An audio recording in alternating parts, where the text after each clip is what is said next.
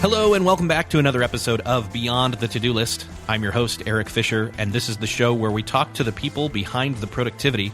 This week I'm joined yet again by my friend Todd Bushong, who joined me on the last episode to talk about our idea and the implementation of it called the Productivity Pub Crawl. We had a lot of fun doing that, and he is back to talk and unpack even more of what we learned in that experience, as well as how we apply the learnings and even struggles of a day-to-day remote worker. Before we get to that conversation, I want to say thank you to FreshBooks for supporting this episode of Beyond the To-Do List. Whether you're a freelancer or a remote worker, FreshBooks is your friend. When you've got 3 different projects you're trying to wrap up, and you're prepping for a meeting later that afternoon, and you want to make sure that you're going to get paid for not only the work you've already done, but the work that you're working on now, you need FreshBooks. FreshBooks is excited to announce that they have launched an all-new version of their cloud accounting software. They have redesigned it from the ground up and have custom-built it for exactly the way you work. It is the simplest way to be more productive and organized, and more importantly, to get paid and get paid quickly. The new FreshBooks is super easy to use and packed with powerful features, including the ability to create and send professional-looking invoices in less than 30 seconds, set up online payments with just a couple of clicks and get paid up to 4 days faster, and the ability to see when your client has seen your invoice, which puts an end to the guessing games of whether they have seen your invoice. You've been there, right? FreshBooks is offering a 30-day, unrestricted free trial to listeners of Beyond the To-Do List. To claim it, just go to freshbooks.com/to-do and enter Beyond the To-Do List in the How Did You Hear About Us section. That's a free 30-day trial. Go to freshbooks.com/TODO and enter Beyond the To-Do List in the How Did You Hear About Us section to get that free, unrestricted 30-day trial. And I'm betting in that 30-day trial, you're going to get paid more than you usually do, so it will make it well worth it. Thanks again, FreshBooks, for supporting this episode of Beyond the To-Do List. So, Todd, welcome back to the show. Thank you so much for having me. We had a ton of awesome feedback about the Productivity Pub Crawl last episode, and if you've not heard that episode, you don't have to. This is a part 1 and part 2 interchangeable scenario where if you listen to this one and just keep going and then go back to that, you're going to get just as much out of it and vice versa. So don't worry about that. Exactly. We just found after we finished our conversation about the Productivity Pub Crawl that we had so much more to talk about just between ourselves and so much more to unpack about what some of the challenges, what some of the rewards, and some of the techniques that we use as remote workers are. So we wanted to just unpack a few of those things for you and talk a little bit more about being productive as a remote worker. And we want to make this disclaimer that, you know, your story or experience as a remote worker or even a cubicle worker may be different from ours. I have been a cubicle worker and a remote worker. But again, what we're going to talk about here may be very applicable to many different scenarios. We're just 2 people.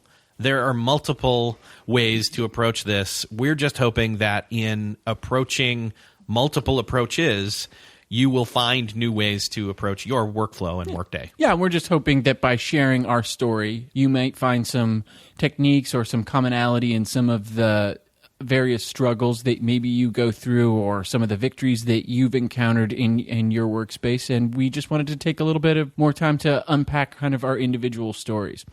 So that's actually where we're going to start here, is we're going to walk through what our stories or what our unique approach is in terms of probably the biggest differentiators between the 2 of us, and you'll be able to identify more with one or the other, and again, maybe find yourself in the spectrum.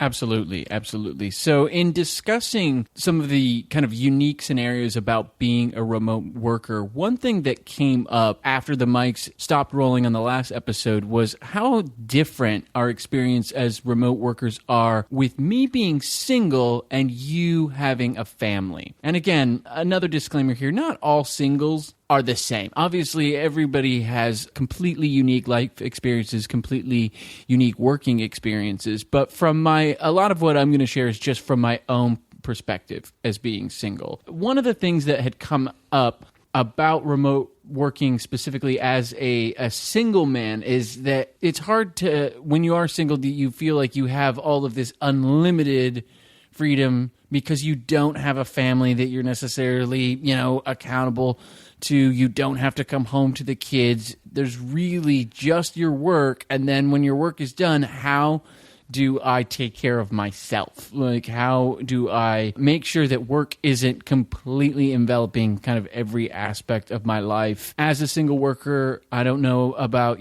your single listeners out there, but I think oftentimes it can be difficult because expectations can be placed upon us that, hey, could you work through the weekend, or could you get this done because you don't have kids, or would it, be okay if I gave you this project?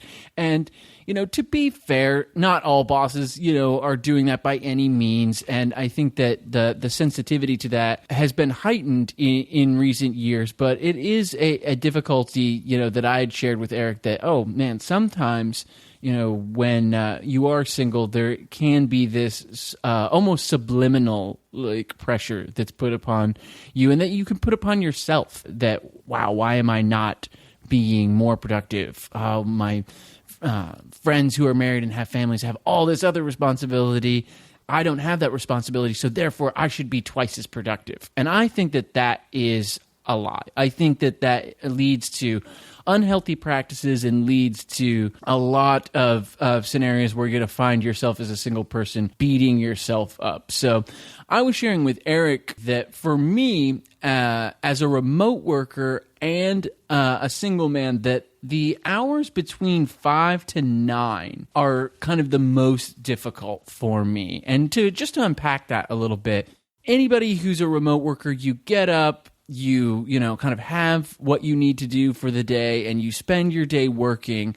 And in dialoguing with a lot of my married friends, they come home and immediately their schedule is still parceled out. They have their schedule until 9 o'clock when the kids go down, or 10 o'clock when the kids go down, depending upon your life situation. But for the single worker, they get home to the sound of deafening silence, oftentimes, and to the sound of, okay, what am I going to do with my evening? And then the great question kind of comes into play. Is my evening going to be about play, or is my evening going to be about work? And if it is about play, how do I avoid feeling guilty that it's not about work? So those hours between 5 to 9 are a difficult time because, yes, I can make dinner, but then it's that impending doom of what is it that I'm going to do with my day. So for me, it has been extremely helpful to just be aware of that.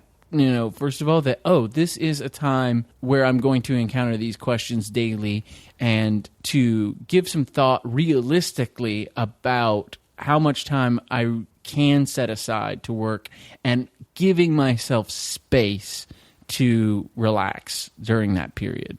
Another issue that comes up and is sort of tied into that is being off work, quote unquote. And again, this is an issue for probably all remote workers, is that when am I really off work at all? I'm not punched out, but being off work, but still having work, that needs to be done. So, managing that time, it's a really difficult thing, obviously, for single or married people. But again, as a single worker, oftentimes I have the neuroses or the stress that's in the back of my mind that says, you've got more time, you should be doing more. You have this time. And that I think is a really unhealthy way of approaching your work week, because oftentimes you're not taking care of yourself, and it's in taking care of yourself, giving yourself the space to be renewed and refreshed through time with others and through, whether it be reading or just entertainment or a time to kick back and relax. You have to be able to let go of kind of that little voice in the back of your head that says, hey, I don't have responsibilities, therefore I should be so much more productive. Yeah, you have a lack of schedule that's filled with obligatory, responsibility. So in my end of things, so I have a family, I have a wife, and I have 2 kids, and it varies from time to time whether we've got a kids activity like a soccer game or dinner when I first get home, then into the evening when it's time to start having bedtime and all that kind of stuff, where wanting to be intentional about being not just approachable but present. Yes. That's one of those responsibilities. I mean, I've had past episodes, conversations, things like that with people where we want to be good at what we do in all things. That doesn't mean just our day job. It also means like this higher priority thing that is our family. And for me, again, I don't want to call it family just a responsibility, but it is. I mean, but it's a chosen responsibility. Absolutely. That's what I want to make clear here. So as a remote worker, though, depending upon how the day went, the work day, and then you're into the evening, and again, because of that weird space that a remote worker finds themselves in, where you're not getting paid for the time that you show up and do certain tasks, you're getting paid for the projects being completed. If the project's not complete and the kids are still awake and you don't want to stay up forever late, or maybe that's what you have to do. I mean, again, what we're talking about here is this alignment. It's almost like a Venn diagram or a puzzle pieces where one is work life and one is family life, and not even to mention like personal life. Yep. Yep. And how those intersect, how those can be hopefully complementary.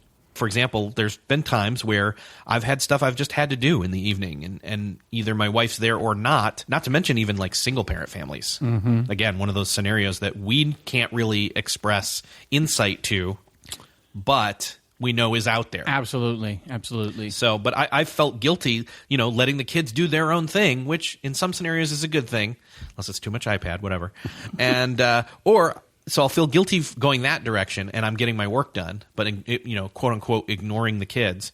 Or I'll feel guilty because I have stuff that I have to work on, but I'm being present and interacting and engaging with the kids, and then I know I'm going to have to go do that later, or just say, okay, I'm going to have to get up early, etc. So it's that alignment. Yeah, it's the alignment and striking that healthy balance between work coming home with me, and staying in a mental space of work and when to let that go. Oftentimes in talking to a lot of my married friends, they don't quite understand that singles are oftentimes stunted by a lack of structure, and that and again, I'm just speaking for me personally, not necessarily for everyone else out there, but oftentimes I'm envious of that kind of crazy frenetic structure that married couples had. I'm like, I wish I had somebody to take to a soccer game, which is both out of a degree of loneliness, but also out of a degree of, oh wow, that would like fill that portion of the day with purpose. I think it's an envy for purpose, that goes outside of the workspace that can oftentimes inhibit the mind of a single worker period, or a single person period. But for me to say, oh wow, that would give me a time that is more structured, that is not work structured. So right. And I got to say, from the family side of things on that, it's not always the case that there is even a structure. Like I'll get home and we'll what's for dinner, and we don't even know, and then we got to figure it out. Yeah. And then other nights, it's like, hey, we've had it planned for weeks with meal planning and that kind of thing. We don't know what's going on. It's like, all right, well, so it's easy without being intentional about specific time blocking for things to just let the time pass. Absolutely. So I'm really a fan of structuring and having, game night or weekly this or that night. Absolutely. And for me, that has been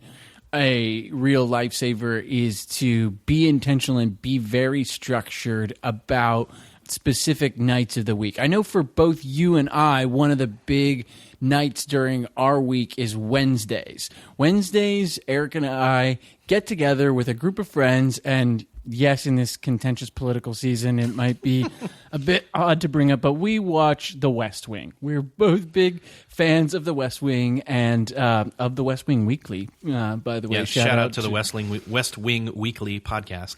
But it's a show that, a group of our friends love, and we always get together every Wednesday night, from 9 to around 10:30. We watch an episode, we maybe have some wings, and it's a great time for us to know that, hey, come every Wednesday, this is some me time. Like, this is some time to really, truly disconnect from work and, not be constantly checking the email or be thinking about it, and to really unplug. And I think both for married and single individuals and remote workers, it's huge to be able to structure your time in a way where you say, hey, I've got these like kind of marquee moments during my week that it's a milestone. To look for. It's a weekly milestone. Yep, a weekly milestone to look forward to, and to know, hey, that I've got this part of my week that is not only just time away from work. I think it's unhealthy to think that, I'm just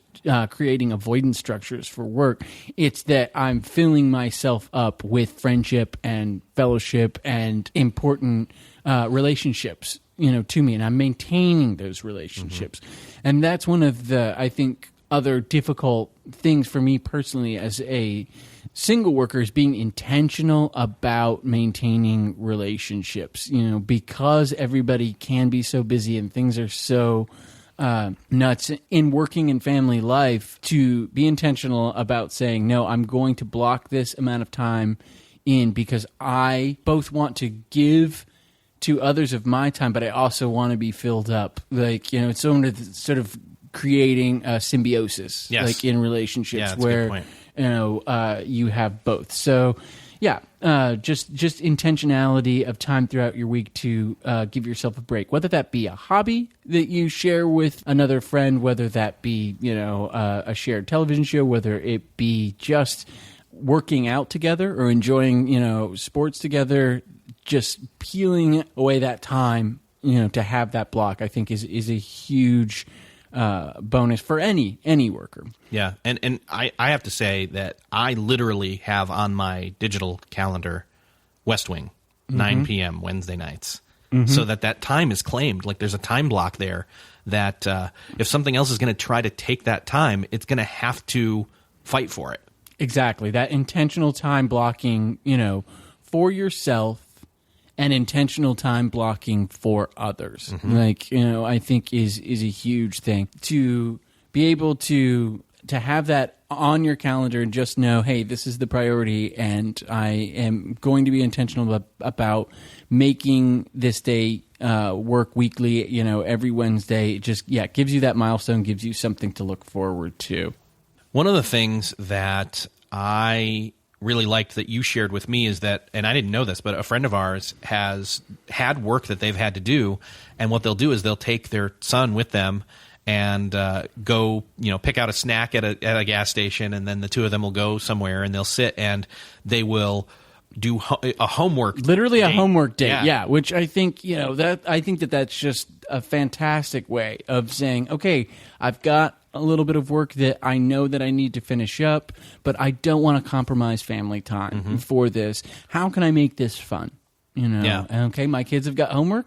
Let's make it, into a fun scenario. And in a strange way, they're almost kind of appropriating some of the lessons of the productivity pub crawl into that with their family, of saying, just because I'm working doesn't mean that I need to be disengaged.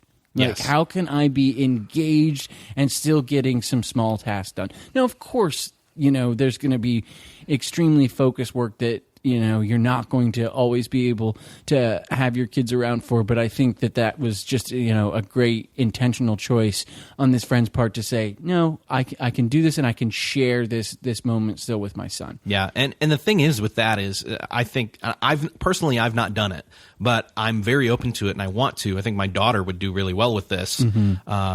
With coming with me and even just reading at the coffee shop or something. But it's not always quality time. It very much can also be with relationships of any kind, not just family. Again, one of the reasons we wanted to do the productivity pub crawl was because we were then not feeling like we were siloed off, sitting alone, working, which can feel sometimes unbearable. Yep, absolutely. But to have a camaraderie and proximity, over time, It's familiarity. It's familial even. And so I could see that, again, kids being allowed to be part of their parents' lives, even in the mundane, is an important thing that I'm still learning. Yeah, I mean, it's great memories that I still have. Like, from my dad, when, sometimes I would just go and sit in the office. I'm sure oftentimes that he was probably going, I should probably be more engaged with him while he's at the office. But those are fond memories for me because you really could feel and know that he was trying to spend time with me. So just being, kind of intentional about that. And again, not to harp too much on the differences between single and married, but I think that it is really vital for singles to be intentional about that type of time because oftentimes we can. I talked earlier about struggling with those hours between 5 to 9.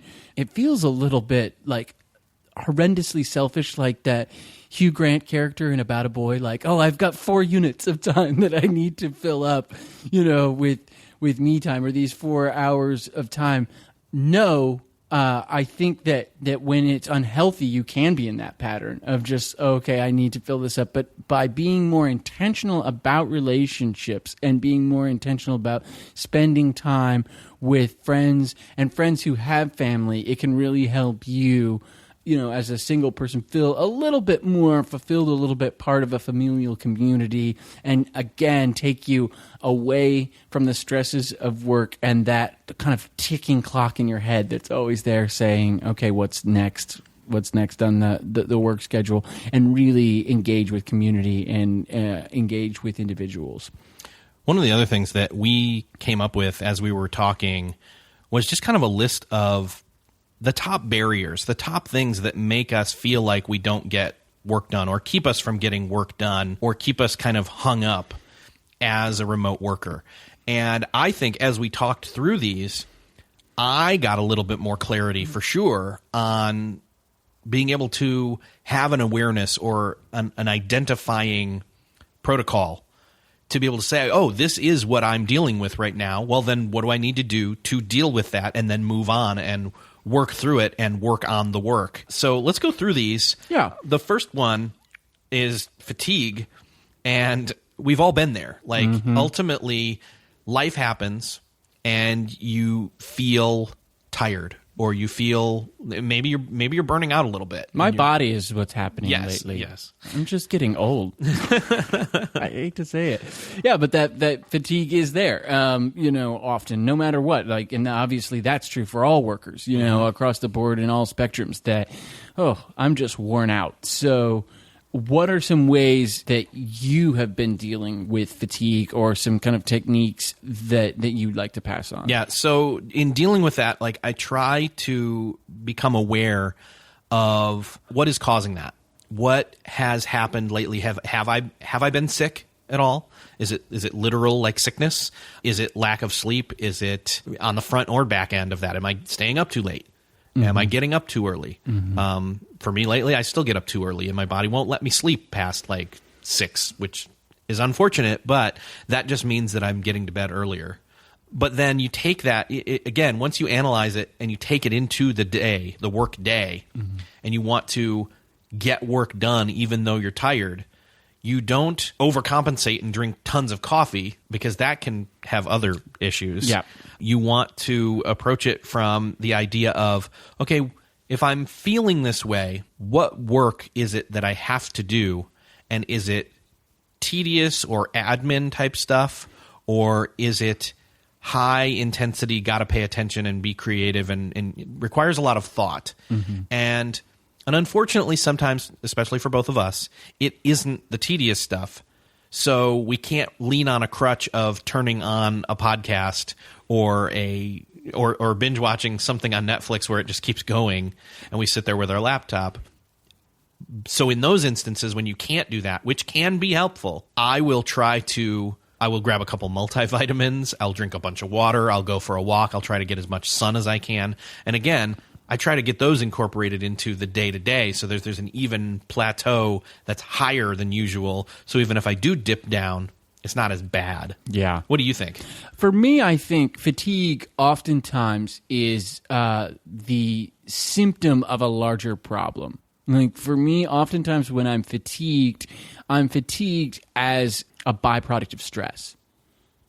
So for me, it's been very intentional about taking the time to go, okay, why are you actually stressed here? What is the root cause of this? And oftentimes it's really a lack of simple communication, or oftentimes on my part, a lack of simple bravery. And what I mean by simple bravery is that I have to be able to ask for space.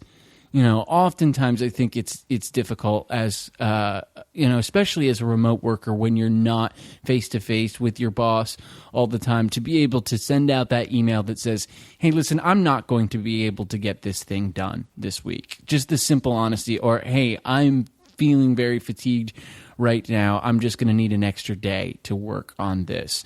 Those simple steps of just honesty and a little bit of bravery for yourself can go a long way in that fatigue not building up and building up to a point where you crash out. Mm-hmm. So avoiding those big crash moments and just, being honest with what you can accomplish throughout your work week with your employer and with yourself, are a huge way of avoiding that fatigue. Having actual sick days needs to be something that I need to learn as a remote worker, because I don't really typically take them as a remote worker. I can feel somewhat sick, again, I've not really, because when I used to work in an office, I got sick more often. Yeah, because you're around people more. But I would also probably challenge you to say that you maybe didn't get sick more often, but you knew that there was a structure in place with a set amount of sick days that made you acknowledge, okay, I am sick, I can take this off, versus a remote worker where you don't, there aren't as concrete structures put in place. So I'd be curious to hear from any listeners out there how you deal with that. Like on days where, clearly on days where you're legitimately just have major sickness, of course that, you're just not going to be functional. Mm-hmm. But on those sort of in-between days where it's like, if I was working a, typical 9 to 5, I'd probably call off today. But I don't, so, what kind of structures can you put in place? And again, that boils down to healthy and clear communication, with your management and in your bosses, wherever you are. But it's not easy. It's not easy to be honest about that. And, for me, this goes all the way back to kind of the 5 to 9 time period being difficult for me. One of the major kind of causes of fatigue for me is lack of good diet. Like, I think that good diet is particularly difficult for remote workers. That 5 to 9 period for me is like, I should probably make dinner and I should probably eat it right now and around the 6 o'clock time. But no, I don't actually feel like it. I'm just going to, hang out, do something else, watch television, maybe take a nap. And then I find myself eating at 9 o'clock at night. And then before you know it, it's 1 o'clock in the morning. And, it's like, well, why did you do that? And why are you eating irregularly? Mm-hmm. Like, that's, I think, a difficult thing for remote workers, is that because you might be working at different locations or kind of traveling throughout your day, it's like, well, I'm not being intentional about sitting down and eating at the same time every day. Constant snacking or things like that. And even in an office scenario where it's okay for you to walk away. Mm-hmm. Like, nope, it's lunch. It's an understood agreement.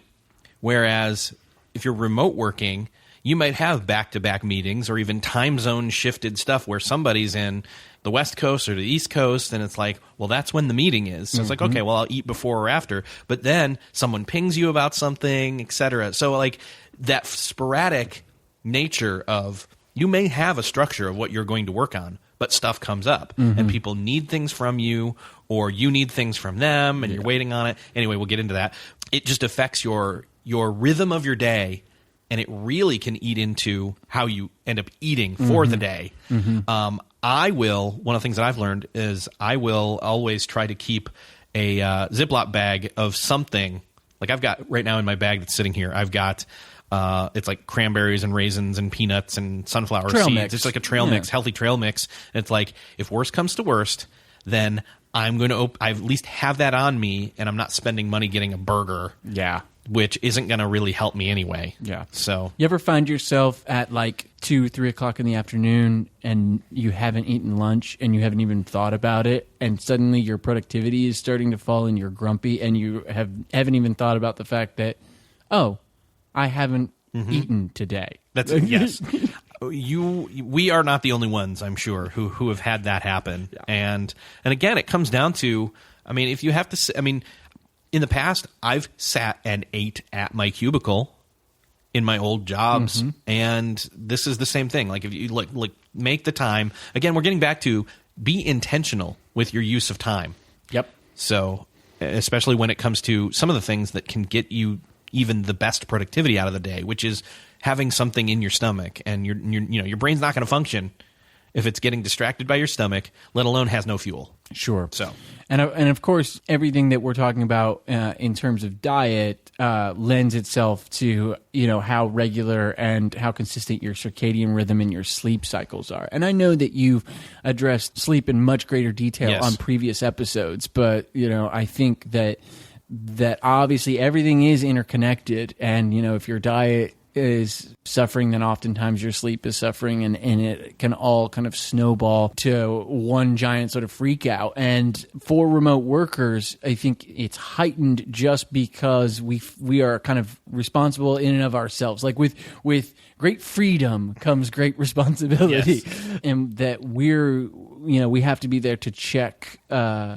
ourselves and be a self-checking, disciplinarian about like what we do throughout the day versus like having some of those systems regulated just through time and space and et cetera. So one of the other big hang-ups, there's 3 more, and they kind of all flow together with starting, working on, and then finishing the tasks or the projects.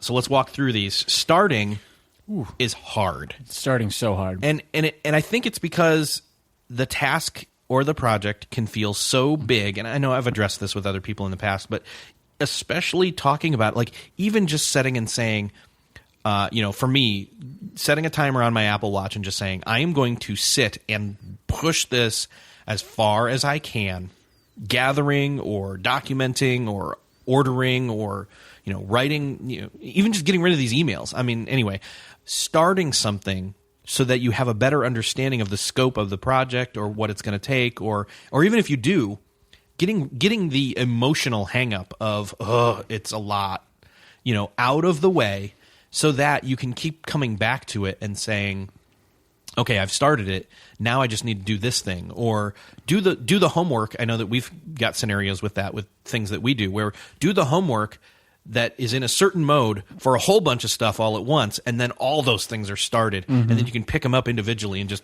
knock them out and finish them. Yeah, absolutely. I mean, I know for me, starting is, I'll always find an excuse not to start.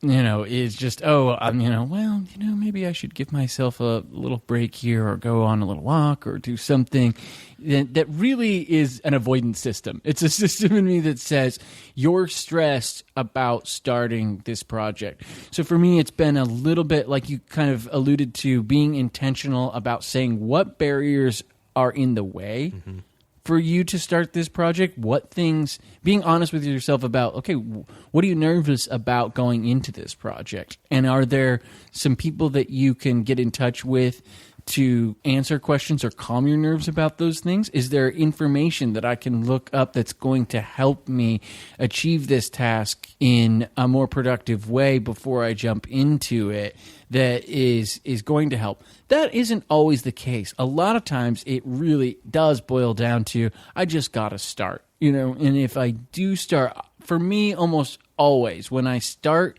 a task and just really put my nose to the grindstone and just work on it for a couple hours in, I feel so much better about the task and think, okay, no, I'm moving now a little bit. It might not be exactly what I want it to be, but I'm moving along. I'm moving the football up the field, if you will, towards the goalpost, and I feel so much better about that. Yeah, we end up starting stuff, or we end up not starting stuff because we have no momentum. But it takes working on that work in order to gain the momentum. Like, you have to start moving in order to then have movement. And this is kind of moving into a second point. I think one of the great frustrations for you and me is starting movement. We've talked about this ad nauseum, and I'd be curious to know from others whether they relate to this as well. You start moving on something, and then you have what we're calling hold time. I start to work on something, I'm at a certain point, but I need more information in order to complete that task. I need, a yes or a no, an approval from a boss, and that boss, or that client might be in a different time zone. Like you mentioned, they may just not be available. And then all of a sudden, any momentum that I had in starting has been stalled because I'm waiting to hear back. That waiting and hanging task hold time is a real difficult thing for me as a remote worker. Yeah, and I think for me, what I'm learning to do is take advantage of the fact that my home office is 3 hours behind me. And so as I sit at the end of my, quote, workday and I'm getting ready to close down and then set up my pass the baton to future me for tomorrow, send out those feelers, those emails to get that information back, because they've still got time that they can check their email for a while before it's the end of their workday, let alone the fact that people check email all times of day, which I don't think is the greatest idea, but whatever. Whole other episode. And but then the downside of that is if I don't have that information back to me at the next morning, I'm still going to be waiting hours before they are meeting up to where I just was time wise. So I'm still going to be waiting. Well, I know for me, one thing that has really helped is identifying information that I'm often lacking. So for me, I'm a writer, and a lot of times I'm writing for clients in the Amazon space. I might be writing listings for them, and a lot of times I would need character count regulations or certain information about products, and I would found myself frustrated always during the day that people are not getting back to me. And it was really just simply a matter of putting some things in place to say, I'm not going to start these tasks until I have this information. And putting some things in place, again, this goes back to kind of being honest with your management or your bosses and saying, hey, I'm consistently lacking this information. I need to identify the information that I'm often lacking and get that information before I start in on these tasks. And just by putting those little systems into place of saying, okay, what oftentimes is holding me up during the day, or who is that coworker that I'm always having difficulty getting a hold of, and setting a time that say, hey, we are going to meet at this time daily or biweekly or whatever works for you, so that you can have those touchstone moments to get the information that you need and to have the clarity about the task that you need is just so vital, I think. So just, I'd encourage everyone out there during your work week, just take a notebook or something and start to sketch down, this is bothering me consistently during the week. This is, information that is always withheld from me. These are tasks that I'm unclear about always. So therefore, the lack of clarity for me often leads to dread, and then that dread builds up until it's in a confrontation. So again, just like letting a little bit of that steam out, about those things, and having healthy communication and clarity helps a lot. I think even just to touch on real quickly the whole communication software with Slack and Skype and whatever you choose to use, and often in multiple, often in an organization, people are using multiple things. Yes. You need to know, of those people that you need to get a hold of, what's the common way that's like the passive way to just say, hey, when they get this eventually, and they'll reply, and what's the escalation channels? Like, do I text them? That for me is like, text me if it's an emergency. Yeah, that's a big, for me personally, that's a big no-no. Again, just for sort of suggestions out there, maybe you're a new remote worker, or, you're working part-time from home. I would really encourage you to try to create some healthy barriers between you and work, and one of those being your personal phone number and not giving that out to clients if need be, and not having text be the primary way in which your boss gets a hold of you. It should be a system like Slack or an email or something else. Now, there's something recently that I've discovered that is an application that's called Cricket that I really enjoy for my phone. And that what that allows me to do is to call clients from my cell phone, but the business number is what appears, so that I'm not giving away my personal cell phone data to clients who, if they had it, would never leave me alone, would just always be calling. So like all technology, like all things, technology is great when used appropriately, but also technology, it feels like to me needs kind of more and more barriers. And where like you said, the chain of escalation is, and where the barriers need to exist. When I know for you, it's primarily Skype. Yes. And it's like when I'm away from Skype, I am away. Yeah, because there's variations on Skype where it's online, away, and then there's offline. And there's even invisible, where you can be there and you can see who's online without them seeing you. But like when I'm clocking out virtually for the day, that's what I do, is I will literally change Skype over to offline. Mm-hmm. So I won't see messages there. So then if it is an actual emergency, I get a text or it comes through in the form of an email, which I will check when it's appropriate. Yeah, yeah, absolutely.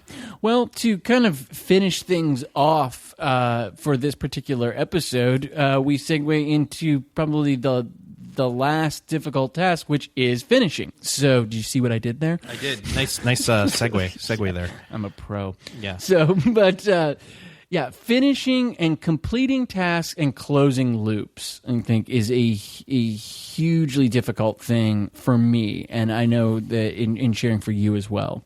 I think for me, I can get a ton of work done and not put the last finishing touches and physical or mental checking the box off that thing is now stamped, it's done, and I will then feel like the work didn't happen. Yeah. It can feel physically even, and psychologically and emotionally, all these things. It can feel undone. It can feel in the same way that when we talked about starting and gaining and getting and keeping that momentum, you could have done all that, but if you push that thing so far forward and you still have 15, 20 minutes or even another hour or two, and then you've got to walk away and you got to come back and do it the next day, like it can feel like you didn't accomplish anything. Because in some sense you didn't, because you didn't close the loop. You didn't finish. Yeah. So you need to figure out a way, either if you literally cannot take the extra time because there's a time commitment of some sort, but I highly encourage you, if it's going to take 15, 20 more minutes, just take that 15 or 20 more minutes and close it out. You will feel so much better. But if it's going to be another hour, or if it's going to be another 2 hours, and you've got to then, and you've got time scheduled for that for the next day, somehow write down like where it is you left off, or and this is where it's good to have like a checklist of all the steps in a project where you can check and feel progress by checking those things off as you go. Mm-hmm. I've started to do that a little bit here, but yeah, it can be demotivating, demoralizing, all the other D words, to not feel like you got something done, even though you really did. Yeah, absolutely. And I resonate with that 110%. For me, I think that it's often that like little Marvin the Martian on my shoulder that says, "You did really good today. You should just stop."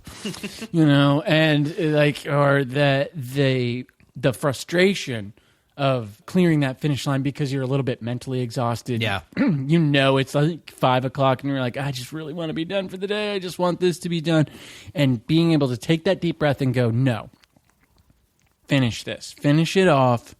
Check this off the list, because it is going to make starting tomorrow easier. Like if this is done, it's going to make everything run a lot smoother if I can just close this loop. So I think if there's kind of an emerging theme, at least for me personally, it is about this starting strongly and finishing strongly tasks, and not letting things build up, because they all build up slowly. Yes. I'll make this little compromise, and then I'll make this little compromise, and then before I know it, I'm really far behind, or I haven't really kept on top of things the way that I need to. And then you find yourself, in situations with coworkers and supervisors where you're making excuses, etc.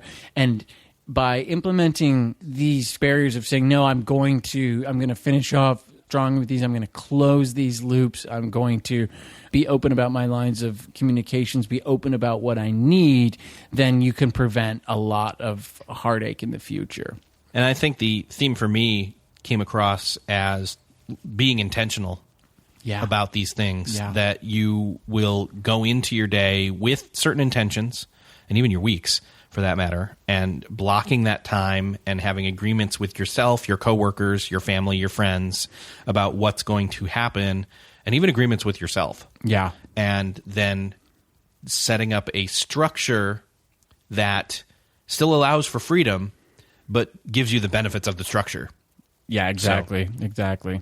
So I really hope that you guys are getting something out of this. This is, again, rambling thoughts on remote worker struggles and how we've overcome them. It is, and we apologize that it's a little bit of sort of inside baseball between the two of us and our unique experiences. Obviously, your experiences are unique to you.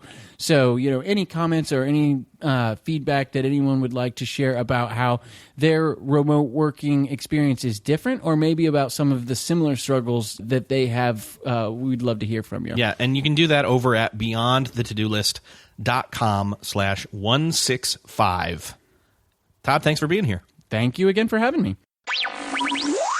I want to say thanks again to Todd for recording with me and continuing this dialogue about how to be productive anywhere and everywhere in all these different types of scenarios that we have to be part of as remote workers. I really hope that you've enjoyed this episode and the Productivity Pub Crawl episode. You can find the Productivity Pub Crawl at beyondthetodolist.com/164. And you can find the show notes for this episode at beyondthetodolist/165. If you've enjoyed these episodes, I'd love for you to let me know by going over and leaving an iTunes review. I don't ask for that often, but I feel like there's been some really great episodes lately, and I've heard a lot of feedback from a lot of people. And I wonder if you wouldn't mind heading over to beyondthetodolist.com/iTunes and leaving a rating or a review if this show has helped you. I want to say thanks again to FreshBooks for supporting this episode of Beyond the To-Do List. Again, you can get paid more and quicker over the course of the next 30 days with their unrestricted free trial to their all-new version built from the ground up of FreshBooks. To get that free 30-day trial, head over to freshbooks.com/todo and enter Beyond the To-Do List in the How Did You Hear About Us section. Well, I hope that you've enjoyed this episode and learned a lot and thought about how to make your life and your work life and your home life and all aspects of life more productive. Thanks again for listening, and I'll see you next episode.